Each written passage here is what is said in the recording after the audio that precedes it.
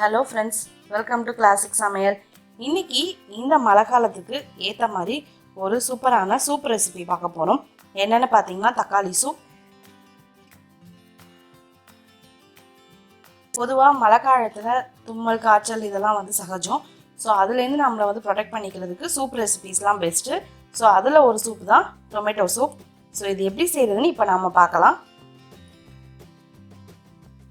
இதுக்கு முதல்ல ஒரு குக்கரில் 2 மீடியம் சைஸ் தக்காளியை நறுக்கி வச்சுருக்கேன், அதை ஆட் பண்ணிக்கிறேன். அதோட இந்த மாதிரி 2 துண்டு இஞ்சி தட்டி போடாதீங்க, அப்படியே முழுசாக கட் பண்ணி போட்டுருங்க. போட்டுட்டு இதில் ஃப்ரெஷ்ஷாக நுணுக்கின மிளகு ஜீரகத்தூள் 1 டீஸ்பூன் ஆட் பண்ணிக்கோங்க. அதோட அரை டீஸ்பூன் மஞ்சத்தூள், கூடவே கொஞ்சம் திக்னஸ்க்காக ஒரு டேபிள் ஸ்பூன் அளவுக்கு பாசிப்பருப்பு அதை வாஷ் பண்ணி இதில் ஆட் பண்ணிக்கிறேன். நான் இதில் கார்ன்ஃப்ளவர்லாம் ஆட் பண்ண போகிறதில்ல, திக்னஸ்க்கு பாசிப்பருப்பு தான். இப்போது அதில் தேவையான அளவு உப்பு சேர்த்துட்டு ஒரு 50 ml அளவுக்கு தண்ணி ஆட் பண்ணிக்கோங்க. ஆட் பண்ணி இதோட ஒரு கொத்து கருவேப்பிலை ஆட் பண்ணி நல்லா கலந்து விட்டுக்கோங்க.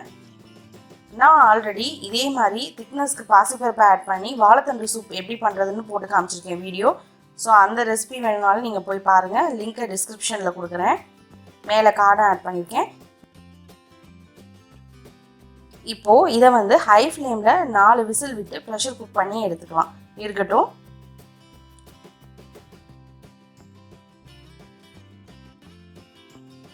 நாலு விசிலுக்கு அப்புறமா ப்ரெஷர் ரிலீஸ் ஆயிடுச்சு. குக்கரை ஓப்பன் பண்ணி பார்க்கலாம். பாருங்கள், நல்லா வெந்திருக்கு. தக்காளியெல்லாம் நல்லா குலைவாக வெந்திருக்கு, பாசிப்பருப்பு நல்லா வெந்துருச்சு. ஸோ இப்போது இதில் அந்த இஞ்சியை நம்ம நசுக்கணும் அப்படின்னா என்ன ஆகும்னா கசப்பு தன்மை இறங்கிடும். அதனால் அதை மட்டும் ரிமூவ் பண்ணிடலாம். ரிமூவ் பண்ணிவிட்டு இதில் இன்னும் கொஞ்சம் தண்ணி ஊற்றி இந்த சூப்பை டைல்யூட் பண்ணிடுறோம்.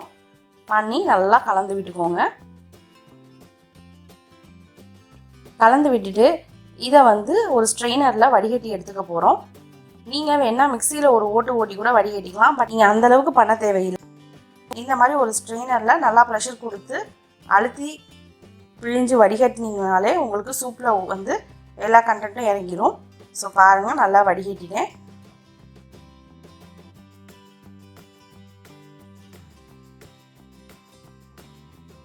இப்போது இதில் பார்த்தீங்கன்னா குட்டி குட்டியாக வெட்டின கருவேப்பிலை சேர்த்துக்கிறேன்.